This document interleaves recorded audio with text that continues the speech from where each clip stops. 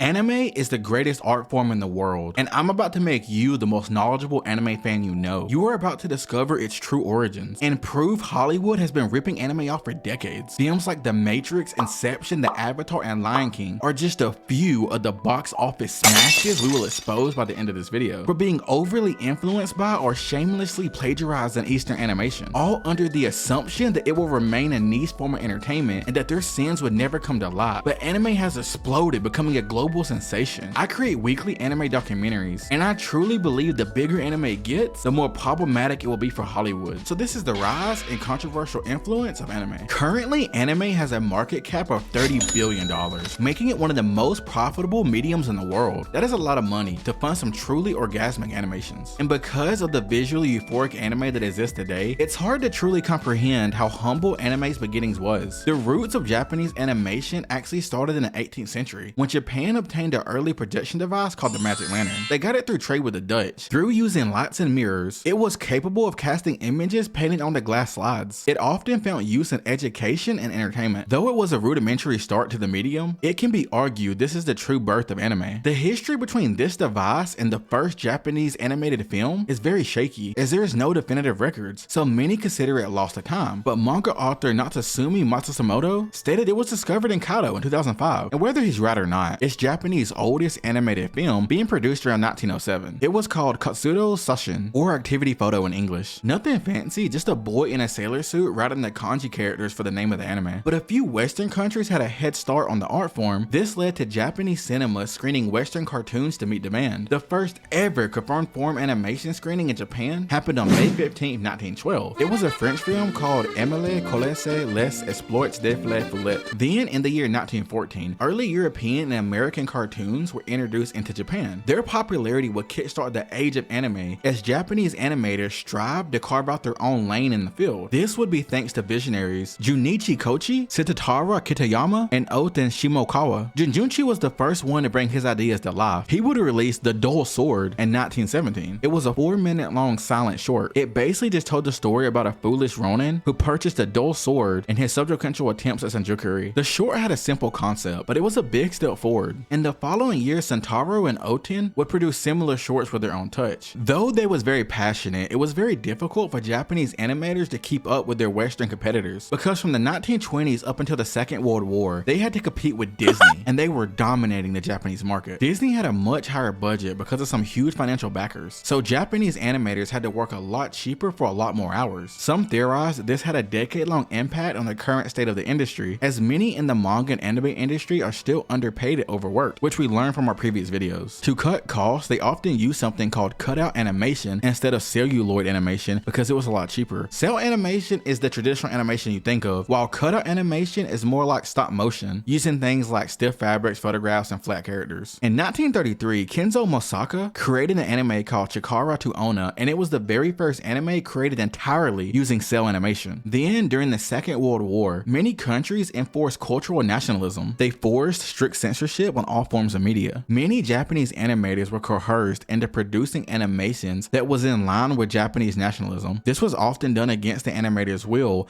but it did have a positive impact on the medium. For the very first time, studios gained additional funding from the government. Even the education ministry began commissioning anime for both political and educational reasons. Anime was being used to promote anything from good hygiene to anti-tobacco campaigns. With this influx of money into the industry, professional animation began to develop very quickly. We even got the very first adult-only anime, The Cool Ship. Showing anime's impact and target audience was continuing to widen. A few years later in the West, color animation was beginning to become more commonplace. And of course, this impressed the Japanese audience. Japan at the time was still using tin and film strips to give the illusion of color, but not wanting to be outdone, Japan would release Princess Katara in full color as well, and also a behind-the-scenes documentary on how the film was made. This was almost like a flex to the West on their unique ability to adapt and exceed all expectations the world had for the underdogs of animation. During this time period, even the live-action studios like Tojoki shifted their attention to animation. Remember Kenzo, who produced that anime Cell Animation? Well, he joined this studio, and they created Kumo to Tulip. It's a short anime about a ladybug being chased by a spider. It was released in 1943, and over 50 years later in 2001, a Japanese magazine called Animage elected it as one of the greatest anime productions of all time, showing how innovative the creators in this time period was. Towards the end of the war period, period, the Japanese army commissioned films that show the people of Japan winning. One famous film they commissioned was called Masuyo Seio's Mamatoro. Though controversial, the animation was noticeably getting more and more advanced. So when the war was over, the real growth begins to happen. Largely thanks to one man, Osamu Tezuka, the godfather of anime. He was a manga artist, cartoonist, and animator who many consider the Japanese Walt Disney. And this will become very ironic later in this video. He would create several iconic series in his lifetime. Two of his most famous series are Astro Boy and Kimba the White Lion. Saying his influence was generational was an understatement. He was introduced to early Disney cartoons through his mom. Though they did inspire him, he strived very hard to create unique stories. This brings us to 1948, when a man named Hiroshi Takahata bought and renamed the studio Toei Doga. His intention was to create the de facto animation studio of Japan, or quote, the Disney of the East. I would say he succeeded, as the familiar sounding name isn't a coincidence. Toei Doga went on to be known as Toei Animation. Yes, the same studio that animated Dragon Ball, One Piece, Sailor Moon, Slam Dunk, and hundreds more anime over the decades. They animated some of the most successful shows and movies in history. But which studio do you believe has the better releases? Toei Animation or the Walt Disney Company? Let me know in the comments. Takahata connected many exceptional animators together, and they produced many great works. But the defining moment for Japanese anime and Toei was when they released The Tale of the White Serpent in October 1958. It was an instant hit, and just a few years later, it would also be released in the United States in 1961 under the name The Panda and the Magic Serpent. It would be a major success, making it an international blockbuster, putting anime on the map worldwide. Now remember Tezuka? At this point, he had been drawing manga for years, but unlike today, during this time period, manga and anime had largely been considered different mediums. Some artists create manga and others create anime, but Tezuka would change all of that when he started adapting manga works into animation. He started with his own manga, a la Kazam the Great, a Japanese retelling of the Journey to the West. He thought it was very fun and decided to dedicate his life to anime, so much so that he established an anime studio called Mushi Productions in 1960. This is where many of his most iconic anime series were produced: Astro Boy, Kimba the Wild Lion, Goku no Budokan, and Princess Knight. These productions were all broadcasted in both the United States and Japan, because now America understood the market value of anime thanks to the success of The Tale of the White Serpent. Things were going well for anime, but anime fans were about to get blessed, because in 1969,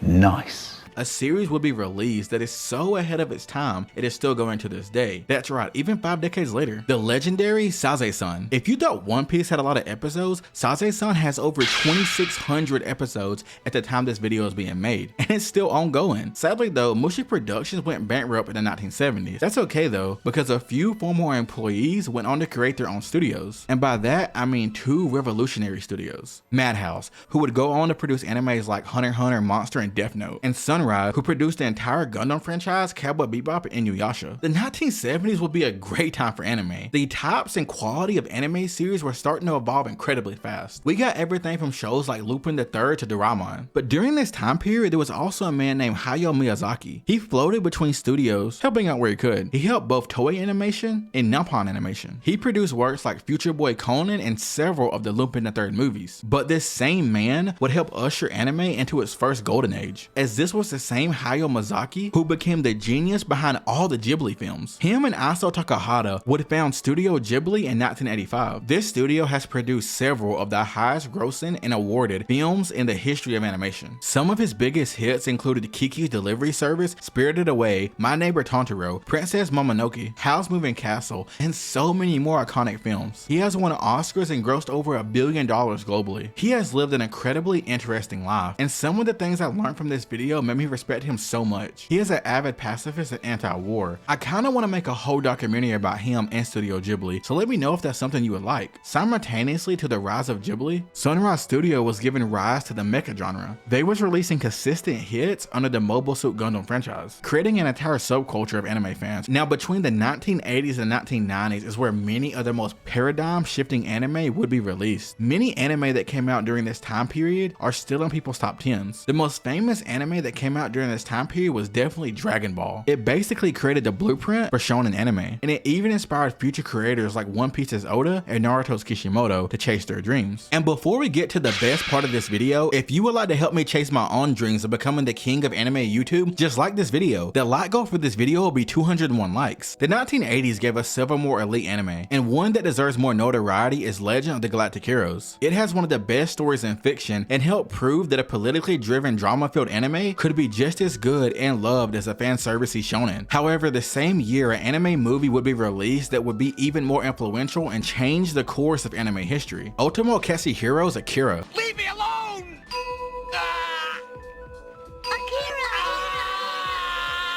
To this day, it is considered one of the best and most influential animes of all time, leading it to be the center of several of the controversies coming up next. It was pivotal at proving anime could be enjoyed by people of all ages. These back-to-back bangers would help cultivate the otaku culture that was forming around this time. Anime had gotten so massive that now there were entire groups of people that were strictly anime fans, who didn't consume any other forms of entertainment. I know a few of us can relate. This laid the foundation for what many would consider the best and true golden age of anime, the 1990s. The 1990s anime scene gave us a plethora of iconic and influential anime. Even today, shows like Jujutsu Kaisen were inspired by anime of this time period. We learned about this and others in our The Tragic Rise of Hunter x Hunter video. Some of the best anime from this time period included Cowboy Bebop, Yu Yu Hakusho, Trigun, Yu-Gi-Oh!, Neon Genesis Evangelion, Sailor Moon, Dragon Ball Z, Hunter x Hunter, Ghost in the Shell, Rurouni Kenshin, and even technically One Piece, as it was released in 1999. These are just a few of the more notable ones. I didn't include Pokemon in my list, as though it was released in the 1990s, it became so big it's practically an entire genre of its own. As of today, Pokemon is the highest grossing franchise in the world. By this point, anime was so popular in the West that Japanese studios were starting to create anime with the United States audience in mind. Shows like Cowboy Bebop and Dragon Ball were becoming household names in America. By the early 2000s, there was an anime for every single genre or feeling you was looking for. Anime had transcended any box the world was trying to put it in. These genre-bending anime included shows like Death Note, Fullmetal Alchemist, Gintama, Monster, Clannad, Code Geass, Samurai Champloo, Fruit Baskets, Inuyasha, Ouran High School Host Club, Totoro, Welcome to NHK, Fate Stay Night, and Fully Cooley. Out of the 1990s and 2000s, which one do you think had the better shows? All these 2000s anime hold a place in many anime fans' hearts, but it would be three specific and legendary anime that would go on to be so successful that it not only carried Shonen Jump, but anime in general for decades. We have now reached the era of the big three: One Piece, Naruto, and Bleach. Three anime and manga that completely dominated the early 2000s. All three of these anime broke every single manga and anime record possible. They only competed with each other when it came to popularity and longevity. They are instrumental in creating the international lanes that would go on to make anime mainstream. Other hits came and went, but even today, they are responsible for some of the most heated anime debates on and off the internet. And I would like to personally thank Toonami, which helped introduce many people to these three and other great anime before streaming. The rise of streaming is what helped introduce anime to the mainstream audience. Access became way easier, fueling the binge culture around anime. You no longer had to catch up using shady websites or watch anime broken up into 98 parts on YouTube. Yes, that was a thing, and there was always at least one part missing. This bingeability of anime made it an instant cash grab for competing streaming companies like Netflix, Hulu, and Crunchyroll. They started all-out bidding wars trying to gain the rights to any anime they could in hopes of making it an exclusive. Some, like Netflix, even started their own anime production studios after seeing how successful some of their anime originals got. Streaming also helped some underrated anime get a second chance. This is why you've seen a resurgence of shows like JoJo's Bizarre Adventures. All this notoriety has brought so much money to the anime industry that the animations have gotten mind-blowingly incredible. Shows like Demon Slayer and Jujutsu Kaisen are examples of how jaw-dropping visuals can be when anime studios believe in the project, as shows like this typically cost over $100,000 per episode. But a byproduct of anime getting so big is that many people who have been only consuming American cinema their whole lives have now started to dabble in the wonderful world of anime. And what is shocking many of them is how eerily similar some of these anime shows and movies are to their favorite Hollywood blockbusters. Here is the biggest American movies that ripped off or was heavily influenced by anime, and I definitely need your help, so let me know in the comments which one of these are straight up rip-off plagiarisms and which ones were more inspired homages. Inception versus Paprika. When Inception premiered in 2010, many considered it to be one of the most innovative and creative movies to come out in decades. It won dozens upon dozens of awards. It is a trippy sci-fi action film directed by the prestigious Christopher Nolan. Though I'm a fan of Nolan movies myself, when Paprika fans started flooding the internet accusing the movie of lifting some of its best scenes from the 2006 anime film, I had to watch the film myself. Afterwards, I couldn't help but to question Inception's originality. Paprika was created by the acclaimed Japanese director Satoshi Kon. It won many awards of its own, including the Tokyo Anime Award for Best Music, several awards from the San Francisco International Film Festival, the New York Film Festival, and it was even named the best animated feature film by the Newport Beach Film Festival. In Paprika, a technology lab creates a revolutionary device called the DC Mini. The device allows allows entry into the world of dreams. It's originally intended for therapeutic use, when and if it is used correctly. It can help get to the root of psychological problems and even potentially heal mental illnesses. But when it is used incorrectly, it can cause mental breakdowns. The DC Mini is stolen, and soon people start behaving in unusual and dangerous ways. This leads the police to launch a manhunt to find the thief. Dreams begin to blur with reality, causing things to get increasingly surreal for both the characters and the viewers. Inception follows extractors who perform corporate espionage, using experimental dream technology to help infiltrate their target's subconscious to abstract information. The deeper they go into the dreams, the more surreal it gets. Besides the whole plot being adjacently the same, revolving around the deterioration of the subject's mental health because of illegal use of dream technology, in both movies the lines between dreams and reality begin to blur. They both share references to the Greek mythology, and the most obvious similarity being both reality-bending visuals being mirror images of each other, like the warping of cityscapes and hotel buildings. In fact, several scenes in Inception are one-for-one copies of Paprika, like the revered hotel scene and characters touching air that begins to shatter or be manipulated. Though people still try to ignore the allegations, in 2010 a live-action version of Paprika was already in the works by a German director named Wolfgang Petersen. But when Inception came out, the Paprika live-action was scrapped because after people seen Inception, fans and the industry speculated that it would have been too similar. The Matrix versus Ghost in a Shell. Ghost in a Shell is a unique addition to this list, as it has been both copied by Hollywood and had its own live action made by Hollywood as well. If you've seen both The Matrix and Ghost in a Shell, you don't have to try hard to see the similarities. From the opening sequences, the main character's awakenings in the films, in the various action shots and chase scenes, it's pretty obvious. In the scene in The Matrix where Neo wakes up in the real world, it looks just like Major's awakening in Ghost in a Shell. However, the Wachowskis are openly anime lovers. They even made a live action remake of Speed Racer. To me, this makes them different from the previous filmmakers that we are currently putting on trial, as they couldn't have been more transparent, but I will leave the final verdict up to you. But know that they are so open about anime's influence on their work that Lana and Lily Wachowski admitted that when they pitched The Matrix to producer Joel Silver, they did it by showing him 1995's Ghost in a Shell, saying, quote, "We want to do this but in live action." And indeed they did. Even Ghost in a Shell's director, Mamoru Oshii, is tired of people asking him about the similarities. He said, quote, "The Matrix is an entertaining movie, but I prefer their debut movie, Bound," hinting that he is an enjoyer of the Wachowskis' works as well. But if you are enjoying or learned anything from this video, subscribe for weekly deliveries of the best and most researched anime content on YouTube. I called out of work twice to finish this video, and I know that's on me, but subscribing would help me justify my questionable life decisions. Disney's Atlantis, The Lost Empire versus Nadia, The Secret of the Blue Water. Many consider Atlantis to be one of the best but underrated movies to ever be released by Disney, but it may have been karma that stopped the movie from getting as big as other Disney movies. I'm not gonna lie though, this is another movie on this list I was a big fan of, and even I can't deny the similarities after doing my research. The plot of the two films are practically identical. Both films take place in an alternate past revolving around a badass princess who carries a blue crystal that has ties to the power of underwater kingdoms. Both princesses are followed around by a nerdy scholar who eventually falls for the kingdom's charismatic descendant. They both also feature a crew of jewel thieves who join forces to go on an expedition. However, when and how we find out that they are thieves is revealed differently, but that isn't enough to dispel the ripoff rumors, as the story beats and details begin to look more identical the harder you look. In both films, we start out on land, get on an American-style boat before transitioning to a submarine so that we can visit an underwater city. Also, I should point out that both crews feature a patriarch captain, a blonde vice captain, a bald black doctor, and several other international characters. And before reaching the destination, both crews encounter and combat underwater monsters. In Nadia, it's a squid monster. In Atlantis, it's a mechanical lobster. And when we do reach the city, both kingdoms are encased in giant bubbles. Several viewers that seen both films and articles have pointed out how similar Princess Kita's design is when compared to Princess Nadia. There are so many similarities between these two that this segment could go on and on, but what it is worth mentioning to wrap it up is that the popular production company Gainax, who produced Nadia as well as other iconic anime like Neon Genesis Evangelion, Gurren Lagann, and Fooly Cooly, called to sue Disney for plagiarism. According to a Gainax member, Yoshihiro Takada, they only refrained because the final decision was left up to their parent companies NHK and Toho, but the parent companies were too scared of Disney's legal team. In a 2000 interview with Gainax worker Hiroyuki Yamaga, he said, quote, "We actually tried to convince NHK to pick a fight with Disney, but even the National Television Network of Japan didn't dare mess with Disney and their lawyers." This goes to show how powerful and scary Disney can be when you get on its bad side. Even Yamaga admitted that even if the parent companies would have said yes, he would have been terrified of what Disney would have done in retaliation. And of course, to this day, Disney claims they have never heard of Nadia. This comes via a 2001 message from co-director Kurt Wise. Black Swan versus Perfect Blue. Perfect Blue is the second movie on this list made by Satoshi Kon, making him arguably the most influential or stolen from anime filmmaker ever. Black Swan was a box office smash when it came out, generating over $300 million on a $13 million budget. It went on to receive 5 Academy Award nominations and even won an Oscar. But when you compare the concept of this movie to an anime film that predated it by 13 years, you start to wonder who really deserves the credit. The similarities are shocking. Both films revolve around a female performer who spirals into insanity, as increased pressures in their careers cause them to lose grip of reality and themselves. Though in Black Swan, Nina features a passionate ballerina who struggles to maintain her sanity while she competes for the main role in Swan Lake. Perfect Blue, however, follows Mima, a former pop idol whose sense of reality begins to waver as she attempts to transition into a career as a serious actress. And I don't know what's up with these filmmakers who are copying these anime films, only changing the main character's name just a little bit, but it high-key pisses me off even more. It almost feels like an open brag that they know they would get away with it. But the similarities don't stop there. Both films have the same general themes and plot progression. Both stories feature a female protagonist put in highly stressful situations that make them question their identity and ultimately conjure up a doppelganger that messes up their psyche. Their personal conflicts bleed into their professional lives, causing them to spiral out of control. For Nina, she has an oppressive mother, and for Mima's situation, she deals with an obsessive stalker fan. Eventually, both protagonists have a sexual awakening after being forced to contain their innocent image by the people that are closest to them. At the core of both films, the protagonists have psychological battles that results in hallucinations that blurs the lines between reality and fiction. But nothing is more on the nose than the visual similarities, as several scenes are mirror images of each other. But even with the overwhelming evidence, the director of Black Swan, Darren Aronofsky, denies Perfect Blue had any influence on Black Swan. But this claim becomes hollow when you learn about the controversial relationship he had with Satoshi Kon that predated Black Swan by years. You see, before Black Swan, Darren's most successful film was a movie called Requiem of a Dream. And while creating the movie, he would attempt to buy the right for, you guessed it, Perfect Blue, as he stumbled across it while he was writing the script for Requiem of a Dream. He wanted to do this so he could copy some scenes from the anime shot for shot, which he did do anyway before he even attempted to gain the rights. The most infamous scene that he stole was the floating bathroom scene. Requiem of a Dream should be an honorable mention on this list in its own right, as both films feature unreliable narrators either because of drugs or mental anguish, and because of this unreliability, the viewer is never quite sure if what they are seeing is really happening or it's inside of the character's head. It basically stole what makes the movie unique. This plagiarism was so egregious that Satoshi Kon himself held an interview in 2007 doing an in-depth analysis of Perfect Blue and Requiem of a Dream. During this interview, he makes it very clear that he spoke with Darren and that he even asked him about their artistic thievery. He said Darren tried to claim it was homage, but Kon wasn't buying it. He made it very clear at the end of the clip, laughing but being serious, that he felt like it was a ripoff. In other interviews, he mentioned, as a person who's been ripped off several times, how heartbreaking it was to see his visions and work done by other people with more fame and higher budgets, because he struggled for so long as a filmmaker and would never get as big as them. So this makes Darren doing the same thing again with Black Swan even worse, although Kon would pass away before Black Swan would even come out. In my personal opinion, what Darren is doing is he is someone who wants to be known as a genius creator who makes great original work instead of someone who just makes really good live actions. Akira versus Chronicle, Looper, Dark City, and Kanye West. Akira is largely considered to be the greatest anime film ever created, and if genius is often copied, Akira's influence alone cements his legacy. So many films and artists were inspired by Akira that I will just run through a few very quickly. Chronicle is a found footage movie about a trio of teenagers who gain telekinetic powers. Both films deal with the main characters using their new powers to rebel against authorities before one in the groups begin to spiral out of control as his power begins to grow. In both films, that person takes his aggression out on the world before ending up in an intense battle in a major city against former friends. Some of these scenes are exact shots, like these psychic shockwave scenes that blow the cars back, but there really isn't that many more exact copies like the others on this list. And the director Josh Tank has admitted he drew inspiration from Akira. Dark City, the director of it, Alex Proyas, has gone on record saying that Akira was a huge inspiration for the movie, and that the climactic final battle towards the end of the movie is a direct shout out to the iconic anime film. Looper, director Ryan Johnson did a Ask Me Anything on Reddit, and he was asked a question about his influences for his film, and he said, quote, "If you look at Looper, you can see a wide range of stuff I drew from the Terminator to Akira. Akira influenced the city's settings to the telekinetic child. Akira's influence doesn't stop at filmmakers, as Kanye West has credited Akira as the biggest influence on his entire career. Whether you love or hate Kanye, He is one of the biggest musical artists in history, and he has been obsessed with Akira for the better part of 2 decades. From the lyrics to one of his biggest hit songs, Stronger, which he said is homage to his favorite film, to the video itself being directly influenced by Akira with the cyberpunk visuals that were clearly inspired by the anime. In 2018, Kanye released a slew of tweets praising the film, claiming every single thing he does is inspired by it, even claiming that when he was in the hospital, he thought, wow, this is just like Akira. He rocked an Akira-inspired outfit at his Donda listening party, and he even reached out to Akira's creator, Otomo, to explain the love for his work. The two have even taken photos together. The Avatar versus Princess Mononoke, Castle in the Sky, and Ghost in a Shell. This might be the biggest example yet, as The Avatar is the highest grossing movie of all time. When Avatar was released, the breathtaking visuals and unique world of Pandora shocked viewers with its groundbreaking CGI. This propelled the movie, reaching unprecedented box office numbers. As of today, it's amassed almost $3 billion, but when the movie was first released in 2009, its originality was almost immediately called into question by several different fan bases. Pocahontas, Dances with the Wolves, and Fern Gully are just a few, but its similarity to 2 anime films is arguably the most credible, as they are hauntingly similar. Princess Mononoke follows a young prince named Ashtaka as he becomes a part of the war between the gods of the forest and the humans who continually destroy the plant life of the forest to use it for resources. Ashtaka helps a woman named Swan fight back to stop the humans and heal the forest. Many Ghibli fans have pointed out that Ashtaka's journey from outsider to savior lines up eerily similar to Jake Sully's journey, and both have local brave warrior love interests that fight alongside them. Jake Sully and Ashtaka are both outsiders who quote-unquote betray the outsiders who have no respect for the ancient forest to be with the forest princess. We all get it, but the princesses are initially weary of the 2 protagonists, but slowly allow them to help out on their cause. Both worlds include a complicated ecosystem revolving around a connection between the plants and the magical kingdom's animals. Jake and Ashtaka both wind up being the heroes of the conflict that they was thrown into, and even the creatures that live in these 2 movies' respective magical forests are kind of similar, like the spirits that look different but represent the same thing, and even the way the characters ride the animals look similar to me. Though both movies' themes center mainly on environmentalism and the dangers of depleting natural resources, I prefer the anime's take on it, and I even prefer the anime's take on the quote antagonist. In the Avatar, the antagonists are cartoonishly evil, leaving less room for nuance, but in Princess Mononoke, you empathize with all sides in the situation. It makes for a much deeper and complex story. Apparently James Cameron just loves Ghibli movies, because his next inspiration was Castle in the Sky. Castle in the Sky needs no introduction, as it is one of the most acclaimed anime movies of all time. This was the first film produced by Studio Ghibli, and if you've seen both it and the Avatar, it's pretty clear that the overarching goals are the same. In the Avatar, humans have came to Pandora to abstract a rare, valuable stone that will make everybody rich. But the stone is also the power source that is responsible for the island of Pandora being able to float. On the floating island, there is a large sacred tree, which just happens to be on top of the largest source of that stone that the humans have ever detected. This dilemma ignites the entire conflict of the film. Castle in the Sky also features a rare stone called Ethereum, and no, I'm not talking crypto, which also has the ability to levitate things. It's the source of the power of the ancient kingdom, levitating their castle in the sky. This floating island features a large sacred tree whose roots protect the largest source of Ethereum ever discovered. In both films, the tree and the rest of the forest is seen as nothing more than useless inconveniences to the bad guys, who both have a disdain for nature and a love for advanced technology, as well as a large military force. Even the respective final battles on the trees are eerily similar. James Cameron admitted in an interview that Princess Mononoke and the floating islands and Castle in the Sky significantly influenced Avatar's jungle planet, Pandora, and the movie's overarching themes. The same interviewer asked him if the unique creatures, complex ecosystems, and connected network of plants and animals was a reference to Princess Mononoke, which Cameron also confirmed. He has been very open about his love for anime, including the aforementioned Ghost in a Shell, which Cameron cites as inspiration for how the humans use the avatars in his movie, the whole idea of transferring their consciousness into host bodies. But even though he is honest about it, some still feel that his homage just went too far. I believe anime is the greatest entertainment medium of all time, so it bothers me when I hear people discount its influence and potential with sayings like anime is for kids. Anime creators have been responsible for pushing cinema forward with their originality and innovative nature. Don't get me wrong, I enjoy a good Hollywood movie, but I also sympathize with the anime creators who have had their ideas stolen from them, recreated with $100 million